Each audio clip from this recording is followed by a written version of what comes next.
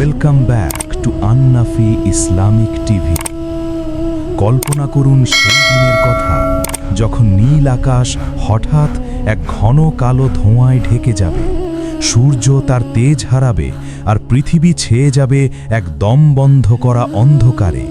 একটু ভেবে দেখুন, এই কথাটা আজ আপনার জন্যেই। চারপাশের ক্রমবর্ধমান অস্থিরতা, মানুষের হাহাকার আর বিচারহীনতা কি আপনাকে জানান দিচ্ছে না যে আমরা কোন সময়ের দিকে ধাবিত হচ্ছি? আজ হাসছেন, কাল হয়তো কাঁদতে হতে পারে। কিয়ামতের সেই ভয়াবহ দিন আসার আগে আল্লাহ আমাদের জন্য যে সতর্ক বার্তা পাঠিয়েছেন তা কি আমরা উপলব্ধি করতে পারছি? আজকের ভিডিওতে আপনি জানবেন কিভাবে আমাদের সমাজে অন্যায় সীমা ছাড়িয়ে যাচ্ছে আর সেই রহস্যময় ধোঁয়া বা ধোঁয়ার প্রকৃত হাকিকাত কি। ভিডিওটা শেষ পর্যন্ত শুনুন, হয়তো এই কথাগুলোই আজ আপনার ঘুমন্ত ঈমানকে জাগিয়ে তুলবে।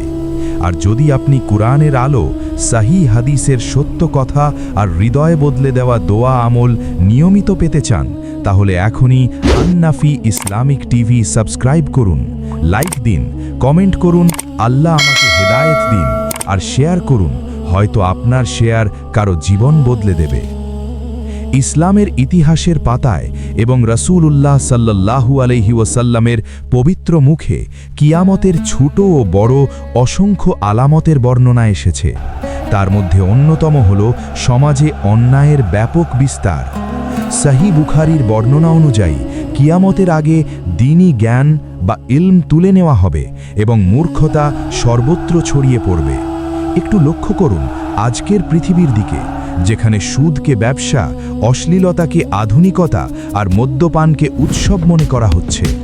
রাসূলুল্লাহ সাল্লাল্লাহু আলাইহি ওয়াসাল্লাম বলেছেন, এমন এক সময় আসবে যখন মানুষ অন্যায় করতে দ্বিধাবোধ করবে না এবং আমানত খেয়ানত করা হবে। আজ কি আমরা সেই সময়টাই প্রত্যক্ষ করছি না? অন্যায় যখন ডাল ভাত হয়ে যায়, তখনই আল্লাহর পক্ষ থেকে চূড়ান্ত সতর্কবার্তা বা আযাবের সংকেত আসতে শুরু করে। কুরআন মাজিদের সূরা আদ-দুখানে আল্লাহ সুবহানাহু ওয়া তাআলা এক ভয়াবহ ধোঁয়ার কথা উল্লেখ করেছেন। মহান আল্লাহ বলছেন, অতএব তুমি অপেক্ষা করো সেই দিনের যখন আকাশ স্পষ্ট ধোঁয়া নির্গত করবে যা মানুষকে ছেয়ে ফেলবে। এটা এক যন্ত্রণাদায়ক শাস্তি। সূরা দুখান আয়াত 10 এবং 11। মুফাসসিরগণের মতে এই ধোঁয়া কিয়ামতের পূর্ব মুহূর্তে সারা পৃথিবীকে আচ্ছন্ন করে ফেলবে।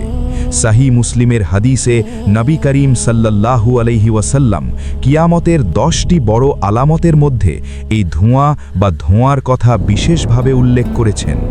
এই ধোঁয়া যখন আসবে তখন মুমিনদের জন্য তা হবে সামান্য সর্দির মতো, কিন্তু কাফির ও পাপাচারীদের শরীরের প্রতিটি রন্ধ্র দিয়ে এই ধোঁয়া বের হবে এবং কাদের জন্য তা হবে চরম কষ্টের। আমাদের ভেতরে সর্বদা যুদ্ধ চলছে। নফস টানে গুনার দিকে আর ঈমান ডাকে সিজদার দিকে। দুনিয়া বলে সময় আছে, আখিরাত বলে সময় শেষ হয়ে যাচ্ছে। আজ আমরা স্মার্টফোনের স্ক্রিনে ঘন্টার পর ঘন্টা অন্যায় দেখে অভ্যস্ত হয়ে গেছি। অন্যায়ের এই জোয়ারে কি আমরা আমাদের সন্তানদের ঈমান বাঁচাতে পারব? দুখানের সেই ধোঁয়া যখন চারিদিক অন্ধকার করে দেবে, তখন তওবার দরজা কি খোলা থাকবে?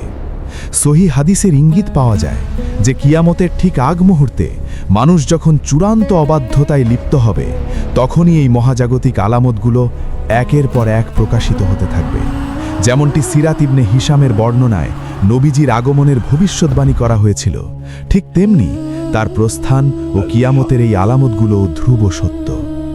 একটু ভাবুন, যদি আজই আপনার শেষ রাত হয়, যদি আগামীকাল সকালেই সূর্য ওঠার বদলে কালো ধোঁয়ায় আকাশ ছেয়ে যায়, আপনি কি আপনার রবের সামনে দাঁড়ানোর জন্য প্রস্তুত? দুনিয়া ব্যস্ত রাখে চোখে ধোঁয়া দিয়ে, কিন্তু আখিরাত ডাকে, ফিরে আসো, দরজা এখনো খোলা। অন্যায়ের অন্ধকার আজ আমাদের ঘর থেকে শুরু করে সমাজ পর্যন্ত গ্রাস করে নিয়েছে। কবরের অন্ধকারে যখন আপনি একা থাকবেন, তখন আপনার এই দামি স্মার্টফোন, ব্যাংক ব্যালেন্স বা অন্যায়ের পথে অর্জিত সম্পদ কোনো কাজে আসবে না।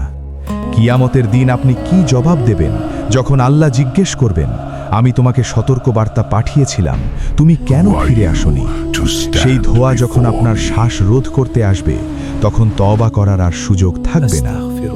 এই ভিডিও যদি আপনাকে আখিরাতের কথা মনে করিয়ে দেয়, তাহলে মনে রাখবেন, একদিন আমাদের সবাইকে আল্লাহর সামনে দাঁড়াতে হবে। আল্লাহর রহমতের দরজা এখনও আপনার জন্য খোলা। তওবা করুন, কারণ আল্লাহ ক্ষমা করতে ভালোবাসেন। অন্যায়ের পথ ত্যাগ করে সিজদার পথে ফিরে আসুন। আজকের এই ছোট আলামতগুলো দেখেও যদি আমাদের চোখ না খোলে, তবে বড় আলামতগুলো আমাদের ধ্বংস করে দেবে। এই দুনিয়া ক্ষণস্থায়ী, কিন্তু আখেরাত চিরস্থায়ী। সময় থাকতেই ফিরে আসুন, দেরি করবেন না। নিজেকে বদলান, আল্লাহর দিকে ফিরে আসুন। আমি ছিলাম নাফি ইসলামিক টিভি। আবার দেখা হবে পরের ভিডিওতে। আল্লাহ আমাদের শেষটা ভালো করুন, আমিন। পরবর্তী পাঠ খুব শীঘ্রই আসছে। সে পর্যন্ত নিজের খেয়াল রাখবেন ও আমাদের সাথেই থাকবেন। আল্লাহ।